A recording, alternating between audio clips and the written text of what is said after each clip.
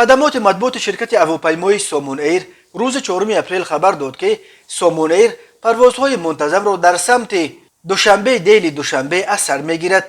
طور انتظار می رود از صحنه 9 اپریل پروازها هر هفته روزهای شنبه انجام داده می شوند. وقت پرواز از دوشنبه ساعت 12:30 از دیلی 02:00 دقیقه به وقت محلی مقرر شده است. مسافران پوره واکسینه شده هنگام بقیه‌گیری چپته می توانند تنها سرتیفیکات واکسیناسیون پوره را با زبان انگلیسی پیشنهاد نمایند. نفرانی که قسما از واکسیناسیون گذشتند و یا عموما واکسن ضد کرونا ویروس را نگرفتند باید شهادتنامه گذشتن PCR تست کووید 19 را با نتیجه منفی که دوام 72 ساعت پیش از رسیدن به فرودگاه دیلی داده شده است پیشنهاد کنند. علاوه بر این مسافران به دیلی سفر شده باید خود را در سامانه ایر سوویتخ ثبت نام کنند. مسافران به قلمرو تاجیکستان وارد شونده باید شهادتنامه گذشتن PCR تست را با نتیجه منفی که به مدت 72 ساعت اعتبار دارد پیشنهاد نمایند. کودکان تا 3 ساله از پیشنهاد PCR تست آزاد می باشند.